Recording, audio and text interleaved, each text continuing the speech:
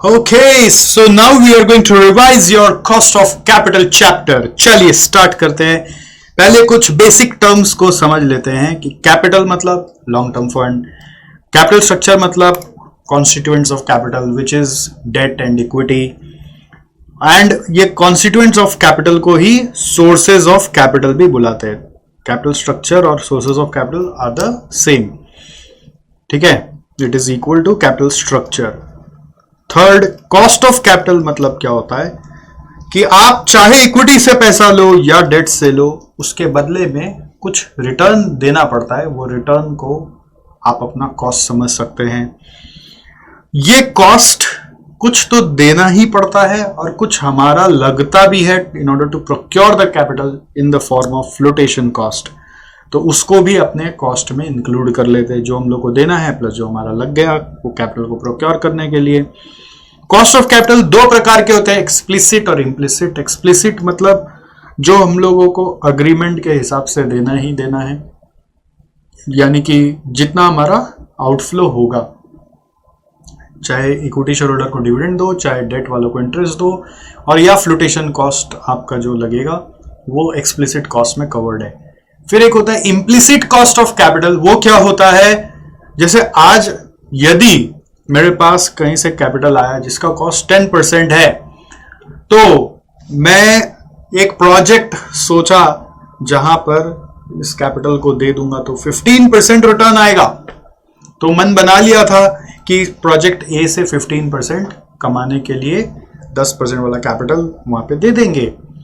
अब बाद में एक प्रोजेक्ट बी भी आ गया सामने, तो अब बी से मिनिमम रिटर्न अपने को कितना चाहिए. तो बी को हम तभी एक्सेप्ट करेंगे ना जब वो ए के कंपैरिजन में ज्यादा रिटर्न दे रहा हो. तो ए से ही 15 आ रहा है तो बी से मिनिमम 15 चाहिए. तो बी के लिए आप ये समझ सकते हैं कि आपका इम्प्लिसिट कॉस्ट ऑफ कैपिटल 15% है. समझ में आया concept of implicit cost of capital. Implicit cost of capital is like opportunity cost of capital, जो आपका लग नहीं रहा है बट आपको फिर भी उतना चाहिए. That's a minimum return, because otherwise you would use that capital for something where you will be able to generate that 15%. तो इस चैप्टर में हम लोग क्या पढ़ते हैं, जो कैपिटल का ब्रेकअप है, जैसे कि डेट तो उसका कॉस्ट, फिर प्रेफरेंस शेयर उसका कॉस्ट, फिर रिटेन्ड अर्निंग्स का कॉस्ट, फिर इक्विटी शेयर्स का कॉस्ट, और फिर चारों को मिलाकर ओवरऑल कॉस्ट निकालना है. तो 5 चीज अपने को पढ़ना पड़ता है. हम लोगों का कैपिटल जब अपने लेते हैं तो एक तरह से लाइबिलिटी जनरेट हो जाता है बिजनेस का. तो वो जो लाइबिलिटी होती है वो दो प्रकार में बांटी जा सकती है. एक अपने बोल सकते हैं एक्सप्रेस्ड लाइबिलिटी है, दूसरा अपने बोल सकते हैं इम्प्लाइड लाइबिलिटी है. तो एक्सप्रेस्ड लाइबिलिटी मतलब होता है कि बात हो गया, टर्म्स एंड कंडीशन साइन हुआ और उतना देना पड़ेगा. इम्प्लाइड लाइबिलिटी मतलब ये वाली लाइबिलिटी हम लोगों को बियर करने की जरूरत नहीं है.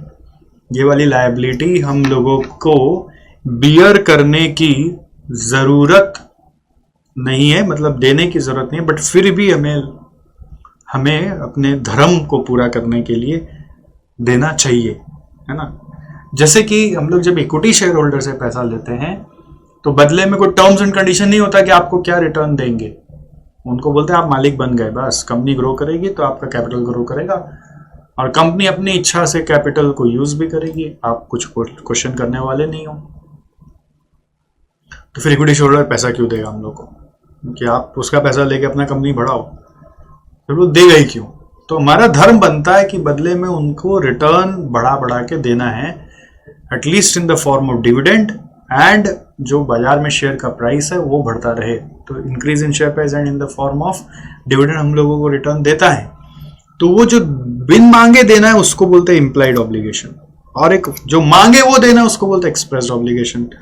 तो डेट और प्रेफरेंस शेयर में एक्सप्रेस्ड हो जाता है और equity retained earnings, equity share capital और रिटेन्ड अर्निंग्स में इम्प्लाइड चलता है. अब इनका कैलकुलेशन सीखना है. तो पहला कैलकुलेशन है cost of debt. What is the first calculation, KD बोलते हैं इसको. सर के से क्यों बोलते हैं, ये अभी तक नहीं समझ में आया. ये सब अमेरिकन टर्मिनोलॉजीज है. अमेरिका में ना CAT कैट का स्पेलिंग है KAT कैट, इसलिए COST कॉस्ट का स्पेलिंग है अमेरिका में KOST कॉस्ट. तो अमेरिकन इंग्लिश थोड़ा डिफरेंट होता है बोलकर उस लोग वहां पर उसका शॉर्ट फॉर्म सीडी नहीं बना के केडी बना रही है। तो हम लोग अमेरिकन कॉन्सेप्ट को ही पढ़ रहे बोलकर। तो डेट का फीचर्स क्या है? डेट का फीचर है कि सिक्योर्ड होता है, backed by collateral, express obligation होता है। डेट लेने से फाइनेंशियल लिवरेज या फाइनेंशियल रिस्क आप बोल सकते हो वो बढ़ जाता है। Interest on debt is an allowable expense, तो उसके कारण टैक्स सेविंग्स होता है और डेट प्रोवाइडर्स के पास कोई वोटिंग पावर नहीं होती है। तो ये फीचर्स भी थ्योरी में पूछा जाता है बहुत बार, इसलिए आपको याद रखना है। नेक्स्ट क्या बोला जा रहा है? कॉस्ट ऑफ डेट बताओ। कॉस्ट ऑफ डेट के लिए आपको थॉट प्रोसेस एक दिया जा रहा है, इसके बेसिस पे आप इसको यूज करके याद रख के कर सकते हैं। तो पहला सवाल अपने आप से करेंगे कि क्या क्वेश्चन में लाइफ ऑफ डेट दिया हुआ है? अगर नहीं दिया हुआ है तो आप समझना डेट जो है वो परपेचुअल डेट है। कैसा डेट है? परपेचुअल मतलब इररिडीमेबल। परपेचुअल डेट मतलब इररिडीमेबल डेट है। इररिडीमेबल डेट का कॉस्ट कैसे निकलता है? I into 1 - t divided by IP issue proceeds. Issue proceeds मतलब जितना रुपया नेट आपको मिला फ्लोटेशन कॉस्ट एडजस्ट करने के बाद। और अगर लाइफ दिया हुआ है तो दो क्वेश्चन अपने आप को करोगे कि क्या इंटरेस्ट रेट कांस्टेंट है, और दूसरा सवाल है कि क्या सारा रिडेम्पशन एक ही साथ होगा। अगर दोनों का आंसर यस आया तो आप बोलोगे कन्वेंशनल डेट है। Yes for both the condition, both condition must be present, तो आप बोलेंगे कन्वेंशनल डेट है। इसको प्लेन वैनिला डेट भी बुलाते हैं। प्लेन वैनिला, वैनिला आइसक्रीम ध्यान रहेगा उस हिसाब से प्लेन वैनिला डेट भी बुलाते हैं, और उसको कन्वेंशनल डेट भी बोलते हैं। और इसको कैलकुलेट करने का एक फॉर्मूला है, ऊपर में लेना है I into 1 - t plus RP - IP by N। RP हो गया आपका redemption proceeds, IP is issue proceeds. मतलब कई बार होता है कि हम लोग जब रिडीम करने जाते हैं, पैसा वापस देने जाते हैं, तो हम जितना लिए थे उससे ज़्यादा दे देते हैं खुशी से, है ना, जिसको अपने रिडेम्पशन प्रीमियम भी बोलते हैं। तो अगर वो दे दिया तो उसको भी अपने कैलकुलेट कर रहे हैं by using RP - IP। Whole divide by N क्यों कर रहे हैं? To find out the premium amount per annum. जैसे इंटरेस्ट अमाउंट पर एनम आ गया तो प्रीमियम अमाउंट पर एनम निकालना है, और उसको फिर डिवाइड कर रहे हैं एवरेज अमाउंट से, which is opening plus closing by 2। तो ओपनिंग में मिला था इशू प्रोसीड्स, क्लोजिंग हो गया रिडेम्पशन प्रोसीड्स, तो RP + IP बाई 2 से डिवाइड कर रहे हैं। तो ये कन्वेंशनल फॉर्मूला आपको बताया गया। अब अगर ये दोनों में से कोई भी एक कंडीशन वायलेट हो गया तो हम लोग बोलेंगे वो नॉन कन्वेंशनल हो गया है। और non conventional calculation original calculation की तरह होता है। ओरिजिनल कैलकुलेशन क्या है? इन सब फॉर्मूलाज के पीछे एक ओरिजिनल थीम चल रहा है जो हर कॉस्ट को निकालने में हेल्प कर रहा है, और वो थीम है बहुत सिंपल कि आपका कॉस्ट जब भी आ रहा है वो future value is equal to present value into 1 + r के पावर में n से आ रहा है। मतलब ये फॉर्मूला में अगर r निकाला जाए तो ये r he cost of capital है, ठीक है, चाहे वो डेट में हो, चाहे प्रेफरेंशियल में हो, चाहे इक्विटी शेयर में हो। तो जब कोई भी कंडीशन में लागू ना हो तो आपको वो फॉर्मूला का इस्तेमाल करना पड़ेगा। अब क्या होता है, नॉर्मली डेट के केस में ऐसा हो सकता है कि देयर आर मल्टीपल पेमेंट्स। तो हम लोग उस समय इस क्वेश्चन को, जब मल्टीपल पेमेंट्स होता है तो हम लोग इक्वेशन ऐसे बनाते हैं। जब कैपिटल होता है ना, कैपिटल में जो प्रेजेंट वैल्यू है is equal to future value into 1/1 + r के पावर में n वाला कॉन्सेप्ट चलाना ज़्यादा प्रेफर करते हैं। तो कैपिटल के केस में जो प्रेजेंट वैल्यू होती है वो होती है इशू प्रोसीड्स, जो हाथ में नेट आया, और फ्यूचर वैल्यू मतलब होती है जो पेमेंट हम लोग कर रहे हैं साल भर साल जब तक भी कर रहे हैं। तो कैश फ्लो जो आउटफ्लो हो रहा है, कैश आउटफ्लो, वो फ्यूचर वैल्यू का रोल प्ले कर रहा है, ठीक है। और इससे जब आप इक्वेशन सॉल्व करके r निकालोगे तो वो r आपका कॉस्ट ऑफ कैपिटल बनेगा, समझ गए।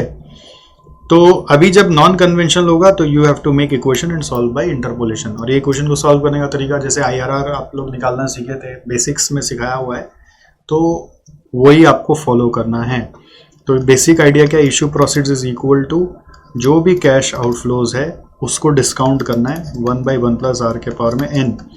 अब आपके अगर क्वेश्चन में मल्टीपल टाइम्स कैश फ्लोज है अलग अलग ईयर पे, तो सबका अलग अलग होगा, सबका अलग अलग होगा। मल्टीपल टाइम कैश फ्लोज दिया हुआ है तो सबका अलग अलग होगा। यानी कि IP इज इक्वल टू, अगर सबका अलग अलग हुआ तो कैसे होगा, cash outflow into 1/1 plus R के पावर में 1, cash outflow into 1/1 plus R के पावर में 2 एंड सो ऑन, ऐसा चलेगा। ठीक है, इसको सॉल्व करने का इंटरपोलेशन का तरीका मतलब वही, आप एक बार आर का वैल्यू 10% लेके देखो क्या आता है, फिर 20% लेके देखो क्या आता है। ठीक है, एक बार हाई आना चाहिए रिक्वायर्ड IP से, एक बार लो आना चाहिए, फिर हाई लो का डिफरेंस लेकर इंटरपोलेशन करते थे। ठीक है, तो अभी मैं उस प्रोसेस पे नहीं जा रहा हूं, अभी बस आपको याद दिला रहा हूं कि इस तरह से ये करना है। तो ये KD का चार्ट याद रहेगा तो आपका काम हो जाएगा। हर सवाल को पढ़ते समय देखोगे कुछ रिडेम्पशन पीरियड या लाइफ या मैच्योरिटी बोलकर दिया हुआ है, नहीं दिया हुआ है तो इरिडीमेबल है, तो KD is equal to I into 1 - T by IP करना है। IP मतलब IP is always net of flotation cost. IP is equal to क्या बोलोगे, नेट ऑफ फ्लोटेशन कॉस्ट।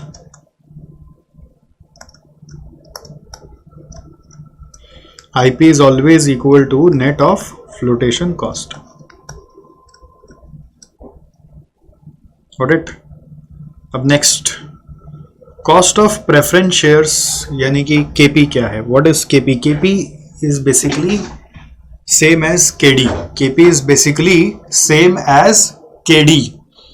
ठीक है, इसका फीचर्स क्या है, ये बोलने के लिए शेयर होल्डर है बट इसका सारा फीचर्स डेट के जैसा है। इसमें भी वोटिंग पावर नहीं है, इसमें भी एक्सप्रेस्ड ऑब्लिगेशन हो जाता है which is defined at the time of issue of preference shares. इसमें एक एक्स्ट्रा राइट्स है कि आपको कंपनी का एसेट्स के ऊपर इक्विटी शेयर होल्डर के कंपैरिजन में पहले अधिकार मिलेगा। सबसे पहले जब कंपनी बंद हो रही होती है ना, तो एसेट उसके बेचे जाते हैं, सबसे पहले उस एसेट से डेट वालों को पे किया जाता है। डेट वालों का पेमेंट होने के बाद हम लोग फिर इक्विटी वाले प्रेफरेंस शेयर वालों को पेमेंट करते हैं, फिर इक्विटी को। ठीक है, तो डेट वालों का सबसे पहला अधिकार होता है एसेट्स के ऊपर। यहां पे लिखा नहीं हो फीचर, बट ये सबसे पहला अधिकार, फर्स्ट राइट ऑन एसेट्स इन्हीं का होता है। इसलिए इन लोगों को थोड़ा सा इंटरेस्ट जो रिटर्न है वो कम दिया जाता है। कंपैरेटिवली प्रेफरेंस वालों को थोड़ा सा रिटर्न ज्यादा देते हैं, उनका प्रेफरेंस भी थोड़ा सेकंड लेवल पे, तो रिटर्न ज्यादा देते थे।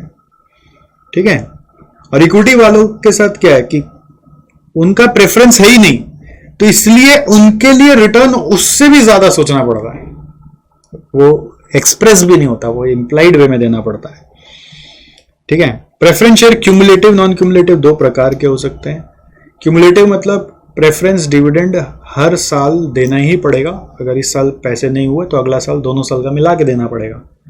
और नॉन क्यूमुलेटिव मतलब हो गया कि आपका अगर इनकम नहीं हुआ इस साल तो आपको डिविडेंड देने का जरूरत नहीं है। नॉर्मली हर प्रेफरेंस शेयर वर्ल्ड में क्यूमुलेटिव ही होता है। और preference dividend are not allowable expenses for tax purpose, इसलिए प्रेफरेंस डिविडेंड पे आपको कोई टैक्स छूट नहीं मिलेगा। जैसे इंटरेस्ट पे मिलता है बोलकर आप यहां पर नेट इंटरेस्ट कॉस्ट ले लेते हैं, net interest cost is I into 1 - T, but यहां पर एज सच नहीं कर सकते, जो प्रेफरेंस डिविडेंड है वही अपना कॉस्ट है। बट यहां पे मेन चीज क्या है कि एक्सप्रेस्ड ऑब्लिगेशन है, तो एक्सप्रेस्ड ऑब्लिगेशन होने के कारण ये दोनों का पूरा वर्किंग मैच हो गया। ठीक है, प्रेफरेंस शेयर लेने से क्या फाइनेंशियल रिस्क भी बढ़ेगा? Yes, it also increases financial risk like debt, financial risk will increase. ठीक है, फाइनेंशियल रिस्क भी जैसे यहां पे है वैसे यहां पे आएगा। आप लोग को ये लिवरेज चैप्टर में पढ़ाया था कि financial risk is associated with debt and preference share capital. Ratio में भी पढ़ाया था, कैपिटल गियरिंग रेशियो में, कि डेट और प्रेफरेंस शेयर कैपिटल के कारण हमारा फाइनेंशियल रिस्क बढ़ जाता है। तो सिंस इसमें फाइनेंशियल रिस्क भी है, सिंस इसमें एक्सप्रेस ऑब्लिगेशन भी है, तो वर्किंग पूरा डेट के तरह ही चलता है। जस्ट I इंटू 1 - T नहीं करना है, आपको PD रखना है, जस्ट PD रखना है। अब यहां पर कॉस्ट ऑफ प्रेफरेंस शेयर्स हम लोगों को कैसे निकालना है? बाय द वे ये जो है ना, ये एक कार्टूनाइज्ड इमेज है मेरा ही। चश्मा खाली मैच होता हुआ लगेगा आपको और आईब्रो थोड़ा सा मैच होता हुआ लगेगा। वो मेरा जो आर्टिस्ट है ना बनाने गया, वो बना नहीं पाया, उसको उसके दिमाग में मेरा जो इमेज आया वो ऐसा आया, तो वो ऐसा बना दिया। तो मैंने बोला मेरा कार्टून बनाना, तो ऐसे ही सच में कार्टून बना दिया मेरे को। ठीक है, खैर थॉट प्रोसेस क्या है, वही same. Is life given? If no then it is perpetual और इरिडीमेबल प्रेफरेंस शेयर। ठीक है, इरिडीमेबल और perpetual preference share. Preference share is perpetual और इरिडीमेबल। तो उसका कैलकुलेशन कैसे होगा, वही same, i into 1 minus T by I P था ना, उसी तरीके से होगा। अभी होगा P D by I P. क्या होगा, P D by I P. देख रहा है, P D by I P, और इसमें P D into 1 minus T नहीं होता है। फिर अगर लाइफ गिवन है तो दो सवाल पूछना है, प्रेफरेंस डिविडेंड रेट कांस्टेंट है और सारा रिडेम्पशन एक साथ होगा। अगर दोनों कंडीशन सेटिस्फाइड है तो हम लोग बोलेंगे कन्वेंशनल या वही प्लेन वैनिला प्रेफरेंस शेयर है। वैनिला और कन्वेंशनल प्रेफरेंस शेयर है। तो उसका फॉर्मूला भी सेम वैसे ही, P D plus R P minus I P by N whole divided by R P plus I P by 2 हो गया। अच्छा, बुलेट रिडेम्पशन मतलब होता है सारा रिडेम्पशन एक साथ होगा। फिर अगर इसका आंसर नो है, अगर इसका आंसर नो है तो क्या बोलोगे, वही क्वेश्चन बनाओ, सॉल्व करो। Issue proceeds is equal to cash outflows into 1 by 1 plus R के पावर में एन। क्वेश्चन बनाओ और सॉल्व करो। मल्टीपल कैश आउटफ्लोज है तो आपको मल्टीपल टाइम्स कैश आउटफ्लो को डिस्काउंट करना पड़ेगा। ईयर 1 2 3 जैसे उधर लिखा था, सेम चीज है, नथिंग न्यू, हो जाएगा। बट ये फ्लो चार्ट इतना इजी कर दिया, याद रखना कि आपको क्वेश्चन में ना कई बार फॉर्मूला बोलता नहीं है, तो आपको फॉर्मूला अपने से बैठाना, ये फ्लो चार्ट की मदद से आएगा। आप क्वेश्चन पढ़ोगे, क्वेश्चन में खोजोगे, लाइफ दिया हुआ है, दोनों कंडीशन सेटिस्फाइड है, और उसके हिसाब से अपना चॉइस निकल के आएगा। ऑलराइट, अब नेक्स्ट हम लोग आ रहे हैं कॉस्ट ऑफ इक्विटी शेयर्स, जिसको अपने बुलाते हैं केई। केई में पहले फीचर्स ऑफ इक्विटी शेयर समझना है कि यहाँ पे इंप्लाइड ऑब्लिगेशन है, नो एक्सप्रेस्ड ऑब्लिगेशन। तो यहाँ पे कैलकुलेशन ऑफ कॉस्ट बहुत डिफिकल्ट हो जाता है, बिकॉज सामने वाले ने मांगा ही नहीं क्या देना है, तो क्या देना है ये डिफाइंड ही नहीं है, तो बहुत समस्या होती है यहाँ पे कैलकुलेशन करने में। फिर दूसरा पॉइंट क्या है, वोटिंग पावर यहाँ पे इन लोगों को दे दिया जाता है, बिकॉज इन्होंने कुछ मांगा नहीं, तो बोले ठीक है आपका ही कंपनी, आप आके वोट करिएगा इंपॉर्टेंट मैटर्स में, नॉट एवरी मैटर्स। फिर they are the owner of all the assets of the company, उनको ओनर बोल देते हैं, बट वो जाके अपना कंपनी से कुछ ले जा नहीं सकते। जब कंपनी लिक्विडेट होगी तब बढ़ेगा, तो ओनर में बढ़ जाएगा। Equity dividend is not allowable for tax purpose and is subject to corporate dividend tax. वैसे preference dividend is also subject to corporate dividend tax. हम लोग कॉर्पोरेट डिविडेंड टैक्स का इफेक्ट नॉर्मली यहाँ पढ़ते नहीं है, इसलिए उसके ऊपर उतना दिमाग नहीं लगाना है। इक्विटी वाले जो भी होते हैं सारे के सारे ऑलवेज इरिडीमेबल ही होते हैं। तो इसका फॉर्मूला क्या बनेगा, डिविडेंड बाई आईपी। जैसे प्रेफरेंस डिविडेंड बाई आईपी था, वैसे डिविडेंड बाई आईपी बनेगा। But problem here is we don't know how much dividend to pay, इसलिए हम लोग को कुछ अजम्पशंस लेके इसका कंप्यूटेशन करना पड़ता है। और वो अजम्पशंस जो हैं अलग अलग लोगों ने आइडियाज दिया, तो अलग अलग आइडियाज जब बना कि शायद इक्विटी वाला ये चाहता है, शायद इक्विटी वाला वो चाहता है, शायद इक्विटी वाला ये चाहता है, तो हर एक आइडियाज हम लोगों का मॉडल में कन्वर्ट हो गया। तो पहला मॉडल बना कांस्टेंट डिविडेंड मॉडल। तो कांस्टेंट डिविडेंड मॉडल कैसे आता है, कांस्टेंट डिविडेंड मॉडल आता है IP is equal to D by constant dividend model पहले ये बोलता है कि equity share holder expects only constant dividend each year. Equity share holders expect only constant dividend each year. आपको बस हर साल सेम डिविडेंड पड़ा दो, खुश है। ठीक है, जैसे हमारा एक हमारे ऑफिस में हम लोग कई बार बोलते हैं कि नाश्ता में, शाम को नाश्ता आता है सबके लिए यहाँ पे, तो नाश्ता में मूढ़ी चॉप ले आओ। मूढ़ी और चॉप, मूढ़ी और चॉप आप अगर कलकत्ता के रहने वाले, ईस्टर्न रीजन के रहने वाले तो आप समझ गए होंगे, और ये रोज खिला दो, सब बहुत खुश है। समझिए, जैसे मेरे को नाश्ता में रोज फ्रूट्स दे दो, मैं बहुत खुश हूँ, कांस्टेंट चीज से मैं बहुत खुश हूँ। तो ऐसे ही ऐसा अजम्पशन लिया गया कि अगर आप इक्विटी शेयर होल्डर को हर साल डिविडेंड दे दो तो बहुत खुश है, हो गया। तो इस केस में केई कैसे निकलेगा, इसका सिंपल है dividend by IP, that's it, D by IP. फिर है नेक्स्ट डिविडेंड डिस्काउंट मॉडल और dividend growth model. So what is the dividend discount model और डिविडेंड ग्रोथ मॉडल? तो डिविडेंड डिस्काउंट मॉडल और ग्रोथ मॉडल क्या होता है, इसको मिस्टर गॉर्डन ने सजेस्ट किया था। ये कह रहे हैं कि हर साल सेम डिविडेंड से आदमी खुश नहीं होता, मोटिवेटेड नहीं होता, तो पहला साल जो दिया अगला साल उसको बढ़ा के देना होगा, उसके अगला साल उसको भी बढ़ा के देना पड़ेगा, और जो बढ़ेगा वो कांस्टेंट रेट से बढ़ना चाहिए, वो रेट को ग्रोथ रेट बोल दिया। तो D2 जो आएगा ना वो कैसे आएगा, D1 को बढ़ाना पड़ेगा ग्रोथ रेट से, तो इंटू 1+G। फिर D3 कैसे आएगा, वो D2 को बढ़ाना पड़ेगा एक बार 1+G से, या फिर आप बोल सकते हैं D1 को 2 बार बढ़ाना पड़ेगा 1+G स्क्वायर आएगा। D1 में होगा 1+G स्क्वायर और यहाँ पे D1 में होगा 1+G। कुछ समझ में आया?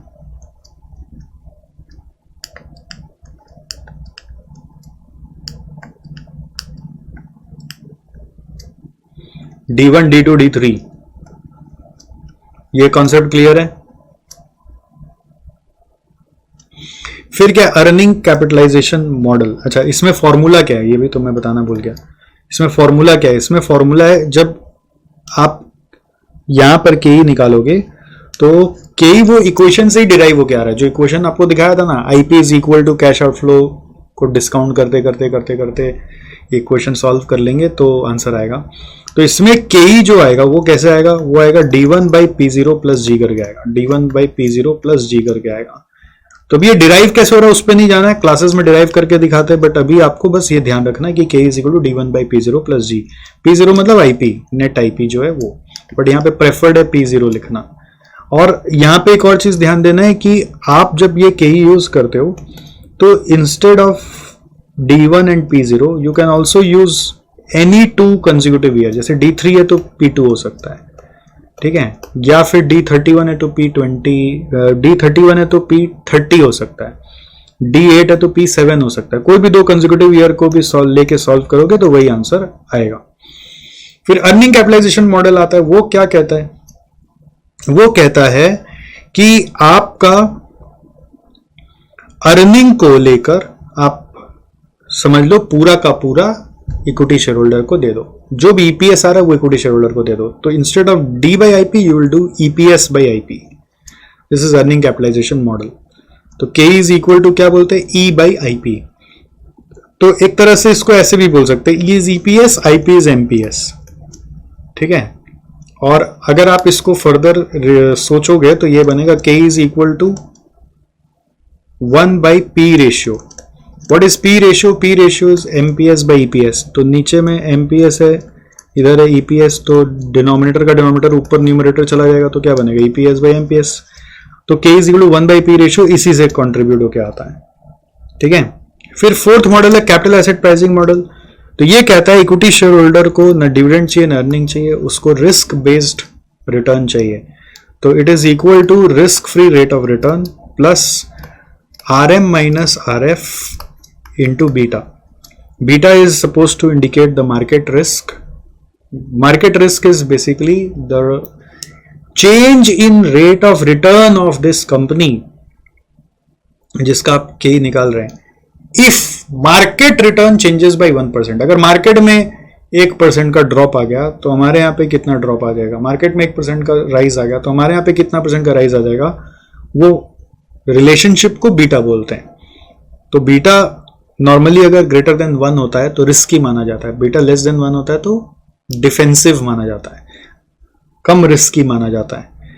तो K is equal to RF plus RM minus RF into beta कर आप K निकालेंगे। RF is risk free rate of return, जो गवर्नमेंट के ट्रेजरी बिल्स हम लोग लेते हैं, शॉर्ट टर्म ट्रेजरी बिल्स, उसमें जो रिटर्न मिलेगा उसको RF बोलते हैं। RM is the market rate of return, which is the average rate of return prevailing in the industry or the entire country, whichever way you consider it.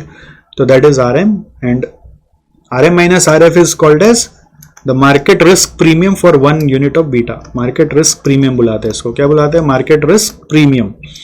तो अगर beta 1.1 है तो RM minus RF into 1.1 हो जाएगा, अगर beta 1.1 है तो RM minus RF into 1.1 हो जाएगा, ठीक है। Market risk premium is the reward for 1 unit of beta. तो ये 4 चीज है। अब इसके बारे में और डिटेल में वापस बात हो रही है। कांस्टेंट डिविडेंड मॉडल का अजम्पशन क्या है, कांस्टेंट डिविडेंड का मॉडल का अजम्पशन है K is equal to D/IP।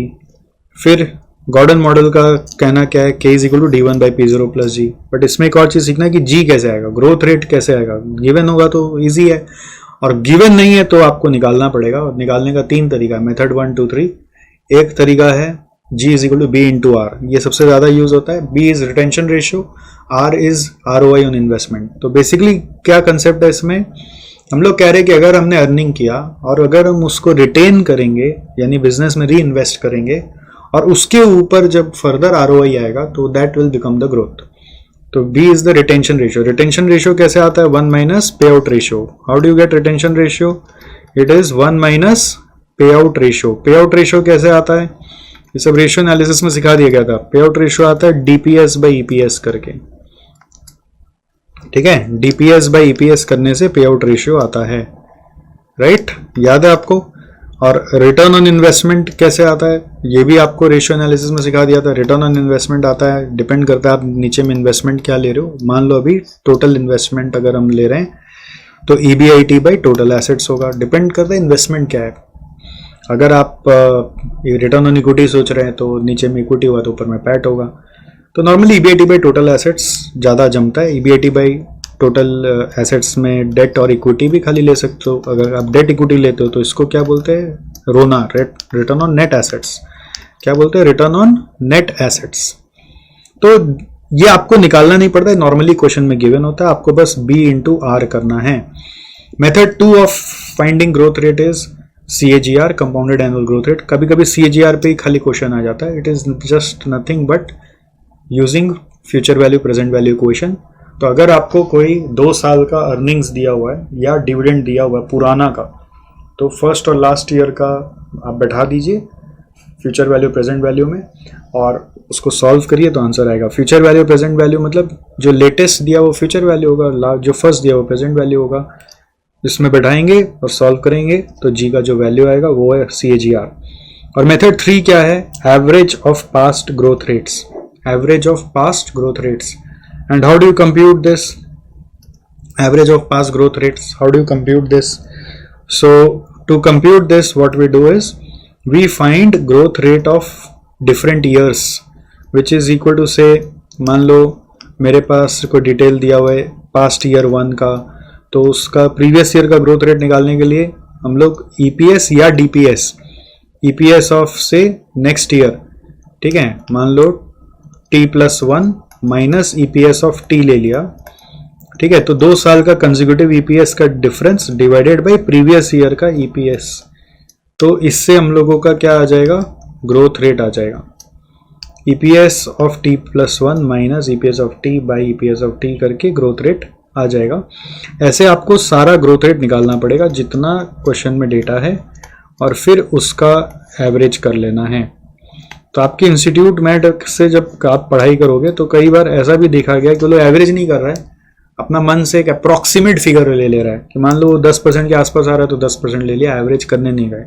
तो वैसे भी किया जा सकता है, अप्रॉक्सीमेट ग्रोथ रेट भी ले सकते हैं।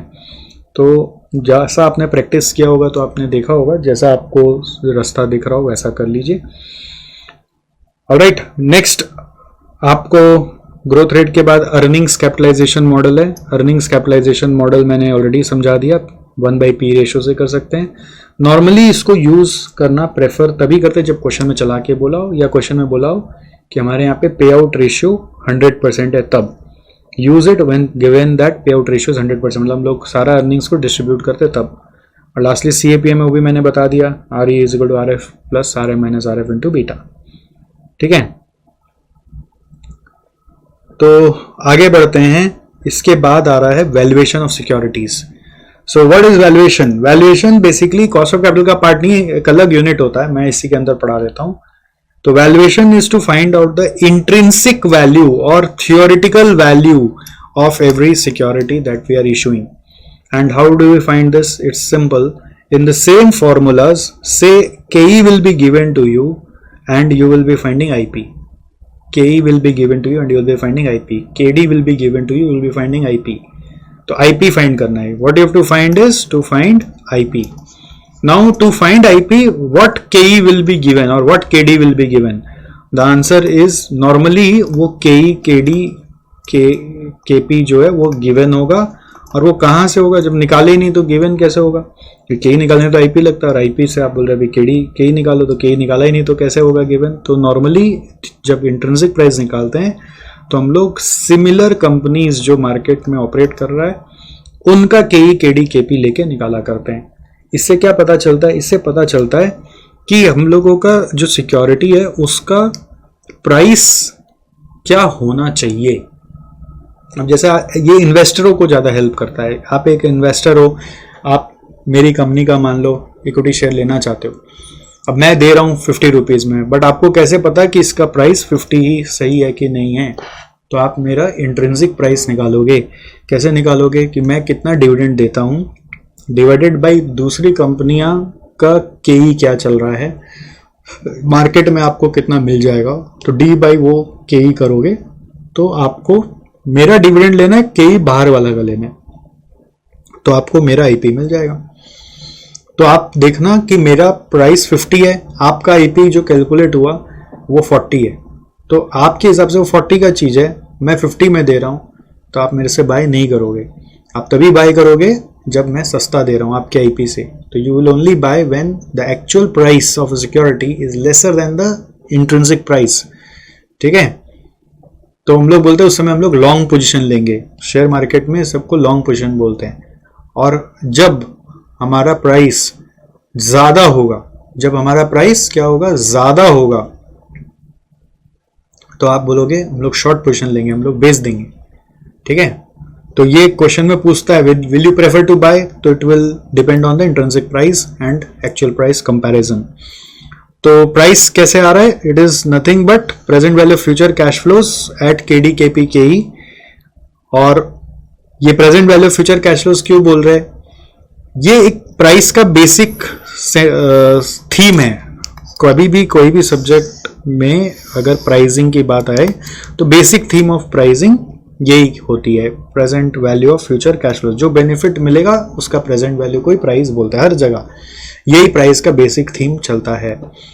ठीक है, जैसे आपको मैंने मान लीजिए इस कोर्स के लिए अगर एफएम पढ़ाने के लिए आपको इससे कोई फीस लिया, तो आप मेरे को जो फीस दोगे वो किस बेसिस पे दोगे, कि आपको उससे कितना बेनिफिट मिलेगा ओवर द ईयर्स, उसका जो प्रेजेंट वैल्यू है वही आप मेरे को दे रहे हो।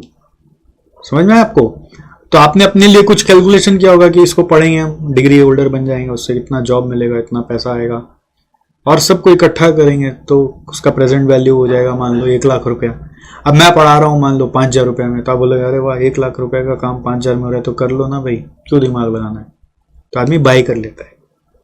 अगर आपके कैलकुलेटेड प्राइस से मेरा प्राइस कम है तो आप बाय कर लोगे, आपको मिलेगा बेनिफिट 1 लाख का और मैं चार्ज करूँगा 2 लाख का। बोले भैया समझ में नहीं आ रहा है, रुक जाओ। करेक्ट, रुक जाएगा ना आदमी। तो ये जो प्राइस है इसको अपने इक्विलिब्रियम प्राइस भी बुलाते हैं। इक्विलिब्रियम प्राइस क्यों बुलाते हैं, क्योंकि हमारा ऐसा मानना है कि आज जो भी प्राइस अपना चल रहा होगा सिक्योरिटी का, बट इवेंचुअली लॉन्ग टर्म में जाके वो इंट्रिंसिक प्राइस ही बनेगा। तो अगर मान लो एक्चुअल प्राइस अभी 40 है और इंट्रिंसिक प्राइस जो है वो 50 है, तो आप अभी इसको 40 पे खरीद लो और आप 50 पे आएगा तब बेच देना, आपको गेन हो जाएगा। तो लोअर होने से बाय कर लेना चाहिए, लोअर होने से बाय कर लेना चाहिए। जब इंट्रिंसिक प्राइस पाएगा सेल करेंगे तो प्रॉफिट होगा। और वहीं अगर एक्चुअल प्राइस मान लो 50 है और इंट्रिंसिक प्राइस आपका 40 है, तो आप क्या बोलोगे कि अभी प्राइस हायर है तो हम सेल कर देंगे, जब लोअर आएगा तब बाय करेंगे। तो अभी 50 पे बेच देंगे और बाद में 40 पे खरीदेंगे तो गेन हो जाएगा। अब बात ये कि आप सेल करके बाय कैसे करते हो, स्टॉक मार्केट में अलाउड होता है, सेल करके भी बाय कर सकते हैं। ठीक है, उसके लिए उन लोग टाइम देता है आपको, इतना दिन में बाय कर सकते हो। और नहीं तो बाय करके तो सभी सेल करते ही हैं, उसमें तो कोई बात नहीं है। समझ गए क्या? तो दैट इज द कॉन्सेप्ट। तो यही पूरा यहाँ पे इन्वेस्टमेंट डिसीजन में लिखा हुआ है। अंडर प्राइस ओवर प्राइस आपको ध्यान रखना है। ये अंडर प्राइस है तो बाय और ओवर प्राइस है तो सेल। ये क्या है, ये ओवर प्राइस्ड है तो सेल, ओवर प्राइस है तो ये क्या बोलेंगे यहाँ पे, सेल। Alright, okay. तो जैसे आपका मान लो यहाँ पर कंसेप्ट सेट हुआ, तो आप समझ लेना इसी तरीके से डिवेंचर, इसी तरीके से इक्विटी शेयर, इसी तरीके से प्रेफरेंस शेयर, सब का वैल्यूएशन होगा। It's always in the same way. अब यहाँ पर जब हम लोग बाजार का के केडी केपी लेते हैं ना, तो उसको और एक नाम दिया हुआ है, इसको क्या बोलते हैं, यील्ड रेट बुलाते हैं। तो यील्ड रेट मतलब बेसिकली बाजार का के KD KP, that's it. Yield rate is the word that is thought by the investors. Company सोचती है मेरे लिए कॉस्ट है, तो इन्वेस्टर सोचता है मेरे लिए ये यील्ड है। वो लोग रिटर्न नहीं बोलते, बोलते यील्ड है। यील्ड इज अच्छा वर्ड है इंस्टेड ऑफ रिटर्न। अब नेक्स्ट आ रहा है कॉस्ट ऑफ रिटेन्ड अर्निंग्स, यानी कि केआर कैसे निकालना है। तो केआर बेसिकली बिलोंग्स टू केई। अगर आपको केई आता है तो केआर फ्री है, 1+1 बोनांजा है। केई और केआर का वर्किंग एकदम सेम है, क्योंकि retained earnings belongs to equity share holders. ठीक है, तो इसमें आपको ये देखना है बस कि KR belongs to old equity share holders, not new share holders. अगर आपको एक बिजनेस करना है, उसके लिए एक्सपेंशन चाहिए, ठीक है, एक काम करना है उसके लिए एक्सपेंशन चाहिए, और एक्सपेंशन में आप नया शेयर होल्डर्स को ला रहे हैं, तो नया शेयर होल्डर्स का नया शेयर प्राइस होगा, तो नया केई जो निकला होगा वो नया शेयर प्राइस से निकला होगा। तो वो केई को केआर में कॉपी नहीं करना है, क्योंकि KR belongs to old share holders. तो ओल्ड शेयर के प्राइस के हिसाब से अगर आप केई निकालते हो तो वो केई केआर बनता है, ध्यान रहेगा। तो केआर नॉर्मली एक और ध्यान रखना है कि सस्ता भी होता है केई के मुकाबले। मतलब केई मतलब हम लोग बोलना चाहते हैं नया शेयर्स इशू करेंगे तो क्या कॉस्ट आएगा, तो उस समय नया शेयर्स इशू करेंगे तो फ्लोटेशन कॉस्ट लगेगा, और नया शेयर इशू करेंगे तो उसको अट्रैक्टिव बनाने के लिए थोड़ा और कम दाम पे इशू करना पड़ेगा। ठीक है, तो इसलिए नया केई ऑलवेज एक्सपेंसिव होता है, कंपैरिजन टू दैट केआर सस्ता पड़ता है, क्यों, केआर में फ्लोटेशन कॉस्ट नहीं लगता। ठीक है, सो हम लोग एक फॉर्मूला बना रखें कि अगर फ्लोटेशन कॉस्ट नहीं है तो जो केई है वो केआर है, बट केई केआर जब लोगे तो ये भी ध्यान देना पड़ेगा कि अगर ओल्ड शेयर का प्राइस से ही केई निकाला गया तब वो केई केआर सेम होगा। अगर केई निकाला गया न्यू शेयर के प्राइस से तो फिर आप केई केआर सेम नहीं मान सकते हैं। ठीक है, तो न्यू शेयर के प्राइस से यदि आप केई निकाले हैं तो केई बड़ा होगा, केआर छोटा होगा। तो हम लोग बोलते हैं कि केआर इज इक्वल टू, आप क्या करोगे, केई में से 1 माइनस फ्लोटेशन कॉस्ट करोगे। फ्लोटेशन कॉस्ट का परसेंट, जो भी परसेंट दिया हुआ रहेगा, परसेंट नहीं दिया हुआ है तो आप बना लेना flotation cost divided by market price करके। Flotation cost divided by market price करके बनाना, कैसे बनेगा, flotation cost by market price करके ये आप फ्लोटेशन कॉस्ट परसेंटेज बना लेना, डिवाइडेड बाय फेस वैल्यू मत करना। नॉर्मली हम लोग फ्लोटेशन कॉस्ट में गड़बड़ कर देते हैं कई बार कि वो फेस वैल्यू पे लगाते हैं, ये मार्केट प्राइस पे लगना चाहिए।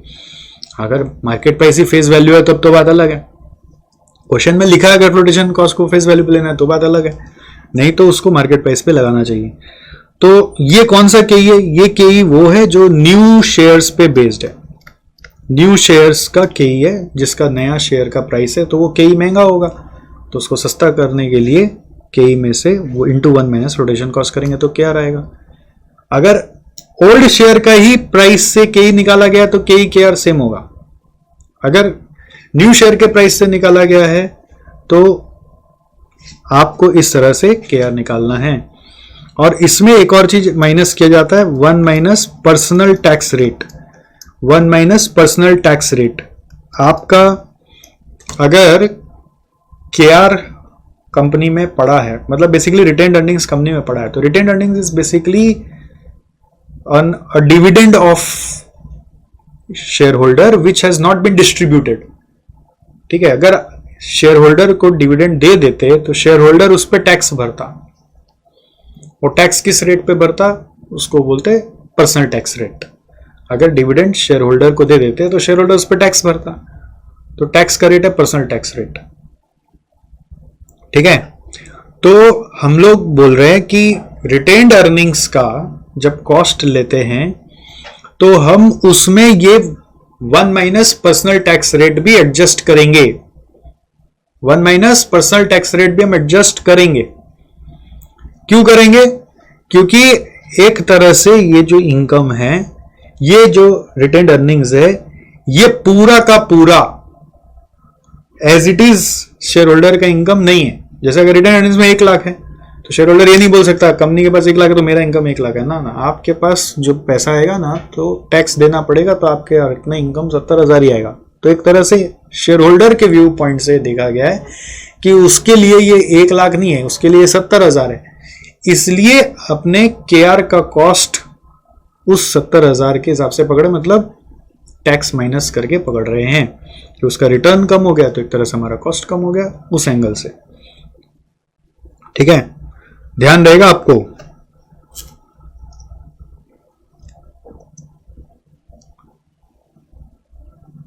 इसका एक और फॉर्मूला होता है विच इज, अगर आप चाहो तो इसको भी यूज कर सकते हो, डी बाई आईपी, तो बेसिकली वो के से ही आ रहा है, आईपी को एमपीएस बोल रहे हैं, वो समझ गए होंगे। अब इंटू 1 माइनस टीपी क्यों कर दिया, क्योंकि जो डिविडेंड है उस पर नेट ऑफ टैक्स पकड़ा जाएगा। ठीक है सर, फिर केई के केस में क्यों नहीं पकड़ते हैं? अब ये नहीं पकड़ते हैं क्योंकि वही प्रथा चलते आ रही है वर्किंग्स की सालों से, केआर में पकड़ने लगे कि केई में नहीं पकड़ते हैं, केई में डिविडेंड के समय खाली डी रख देते हैं। ठीक है, तो केई में इसलिए मॉडल्स अलग अलग भी बन गए ना बहुत सारे, तो ज्यादा पॉपुलर मॉडल हो गया सीएपीएम, तो फिर लोग दिमाग लगाना छोड़ दिए, बट केआर का और कोई मॉडल बना नहीं। ठीक है, तो केआर वैसे अगर सीएपीएम से केई निकाला गया है तो वही केई केआर बन सकता है, कोई प्रॉब्लम नहीं है, तब तो झमेला खत्म हो गया। बट केआर में ये कंसेप्ट रह गया कि आप 1 माइनस फ्लोटेशन कॉस्ट भी करेंगे और 1 माइनस पर्सनल टैक्स रेट भी करेंगे। ऑलराइट, और अगर KR is based on existing share price तो उस समय केआर इज इक्वल टू केई होता है, मतलब इफ से K E is based on existing share price then K E is equal to K R होता है। तो K R is based on existing share price while K E is based on new share price, तो K R का वैल्यू के लिए D1 by P0 plus जी भी आप कर सकते हो। आप इसको ऐसे भी रीड कर सकते हो कि if K is based on existing share price then K is equal to K R, और के आर का अगर कैलकुलेशन करना है एग्जिस्टिंग शेयर प्राइस पे तो के का फॉर्मूला ही लगाना है, तो D1 बाई P0 प्लस जी का फॉर्मूला ही लगाना है। अब नेक्स्ट आ रहा है आपका ओवरऑल कॉस्ट ऑफ कैपिटल और WACC। It is basically combining all the cost of capital. तो केई, केआर, केपी, केडी 4 कॉस्ट है, उन सब का परसेंट हम लोग अलग अलग निकाल लेते हैं। एग्जाम में सीधा WACC पूछता है, आप नोट 1 2 3 4 करके सारा केई, केआर, केपी, केडी पहले निकाल लोगे, और फिर आपको इन चारों को कंबाइन करना है। और कंबाइन करने का तरीका है वेटेड एवरेज। वेटेड एवरेज के लिए एक वेट चाहिए, वेट बुक वैल्यू होता है या मार्केट वैल्यू होता है। अब बुक वैल्यू क्वेश्चन में दिया होगा, basically that is the balance sheet value और the face value of equity shares, of retained earnings, of debt और प्रेफरेंस शेयर्स। तो वो ABCD करके एक बार मैंने डिनोट किया। और मार्केट वैल्यू जो होगा वो भी क्वेश्चन में दिया होगा, बट मार्केट वैल्यू में इक्विटी शेयर्स में मार्केट वैल्यू दिया हुआ होता है, रिटेन्ड अर्निंग्स का तो मार्केट वैल्यू नहीं होगा। तो हम लोग अज्यूम करते हैं कि जो इक्विटी शेयर्स का मार्केट वैल्यू है that is the total combined market value of equity share and reserves. ठीक है, तो इक्विटी शेयर्स का जो मार्केट वैल्यू वो कंबाइंड मार्केट वैल्यू है for equity share and reserves, और फिर आप वो टोटल कंबाइंड वैल्यू को बुक वैल्यू जो A/B है इस रेशियो में स्प्लिट कर दोगे तो इक्विटी शेयर और रिजर्व्स का मार्केट वैल्यू स्प्लिट हो जाएगा। ठीक है, कुछ नहीं बोले तो हमेशा स्प्लिट करना है। बहुत बार आप सॉल्यूशंस में देखोगे कि वहां पर स्प्लिट नहीं किया है, इक्विटी शेयर्स का मार्केट वैल्यू खाली ले लिया, रिजर्व्स में 0 डाल दिया मार्केट वैल्यू। तो वो क्या है, आप सबको अपने अपने हिसाब से करते हैं, बट आपके एग्जाम में आपको कुछ नहीं बोले तो आप स्प्लिट करेंगे कैसे बुक वैल्यू का रेशियो में।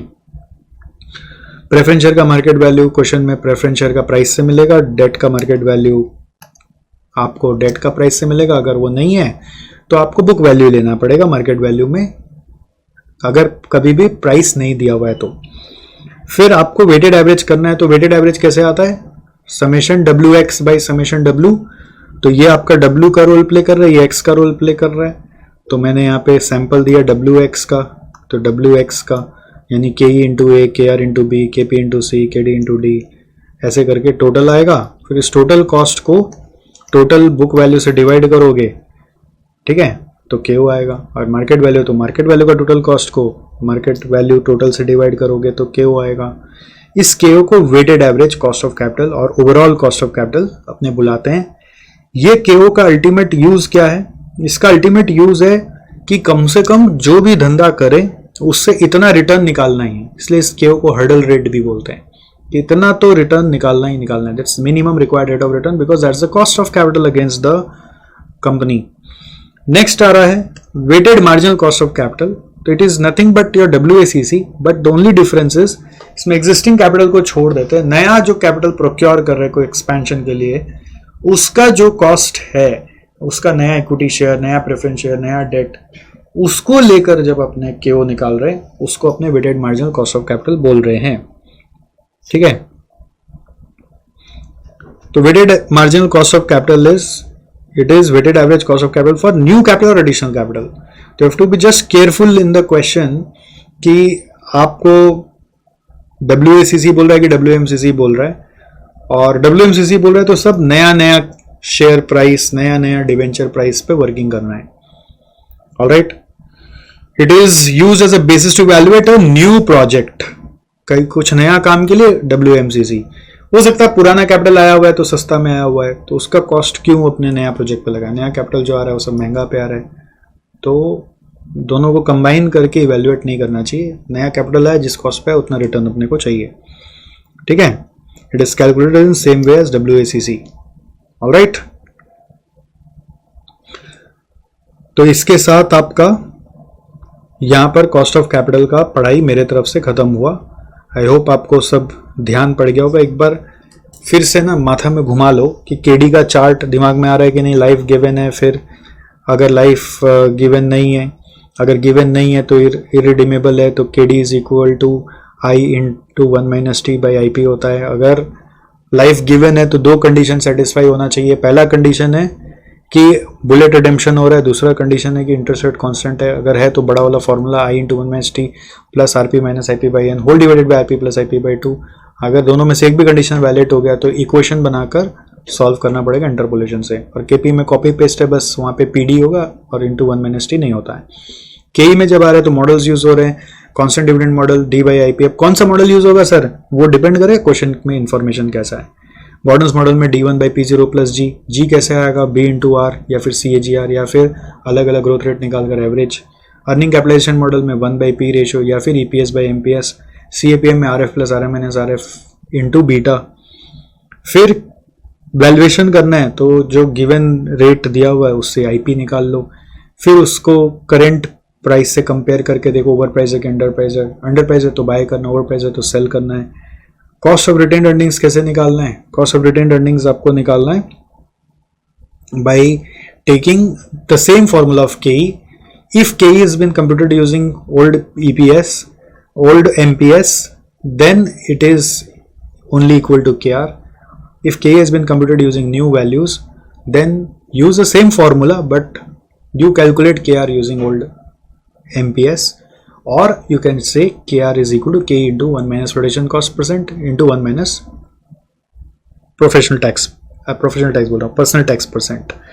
फिर WACC कैसे आना है? क्या तो वेट मार्केट वैल्यू का होगा या तो बुक वैल्यू का होगा. उससे आपको कंबाइन करना है, मार्केट वैल्यू का ब्रेकअप करना है, मार्केट वैल्यू ऑफ इक्विटी का ब्रेकअप करना है in book value ratio for equity share and retained earnings. ठीक है, अब क्वेश्चन में अगर कोई नहीं बोला तो जो इंफॉर्मेशन है उसके हिसाब से करना है. नॉर्मली क्वेश्चन में ना दोनों से करने बोलता है, बुक वैल्यू और मार्केट वैल्यू. ठीक है, अगर कुछ नहीं हो तो कोई एक से करना है तो आपको मार्केट वैल्यू से ही करना चाहिए. ठीक है, prefer market value if no details are mentioned in the question कि किससे करना है. Prefer market value. क्वेश्चन में बोलेगा दोनों से करना है, दोनों से करना है. कुछ नहीं बोला तो मार्केट वैल्यू से करना चाहिए. मार्केट वैल्यू नहीं दिया तो book value by default market value बन जाएगा. ठीक है, दैट्स इट. मजा आया आपको? चलिए, thank you so much and I will see you in the next unit. चलो.